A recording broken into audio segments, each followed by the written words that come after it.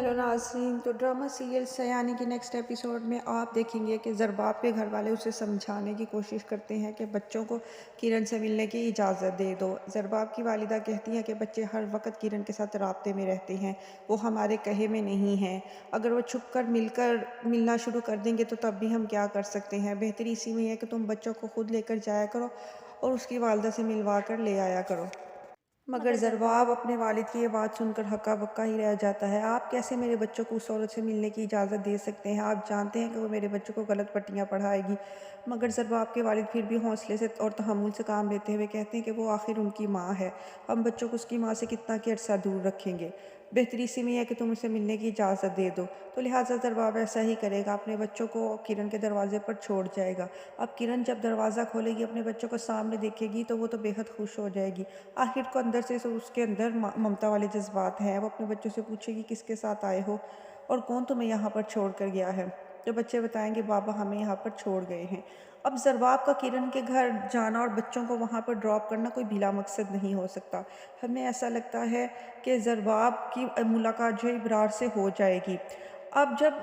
نوین کو ابرار اور اس کے دوست نے اغوا کیا تھا تو انہوں نے ماسک پہنا ہوا تھا۔ زرباب نے چونکہ پوری طرح تو ان کا چہرہ نہیں دیکھا تھا، مگر ماسک پہننے کے باوجود بھی انسان کو اندازہ ہو جاتا ہے کہ اگلے کی شباہت کیسی ہے۔ اب ایسے ہی جب زرباب اپنے بچوں کو لانے اور لے جانے کے چکر میں کرن کے گھر جائے گا تو وہ ابرار کو پہچاننا شروع کر دے گا، اور یقیناً وہ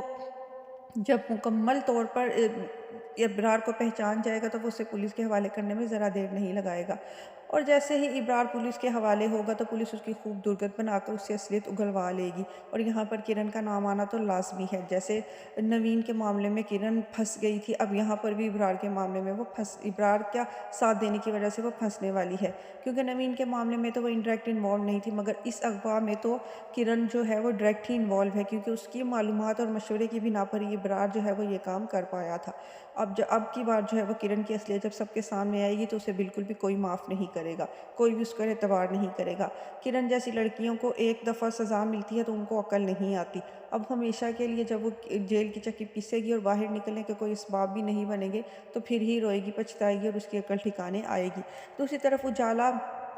زہیب سے ناراض ہے، کیونکہ زہیب نوین کے معاملے پر اس کے ساتھ بہت سختی سے پیش آتا ہے اور اس پر جو ہے وہ طرح طرح کے الزامات لگا دیتا ہے۔ اب اجالا بالکل بھی زہیب سے بات نہیں کر رہی ہے، اور اس کی یہ ناراضگی وجہ بھی ہے، اس نے ماں بن کر زہیب کی بچی کی پرورش کی، اسے پالا پوسا اور اس کا بے حد خیال رکھا۔ اب جب برا وقت آیا تو زہیب نے فٹافٹ اسے ستیلی ماں ہونے کا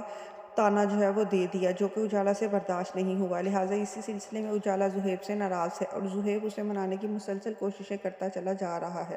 مگر اجالا اس کی کسی بھی بات کا کوئی بھی خاطر خواہ جواب نہیں دے رہی۔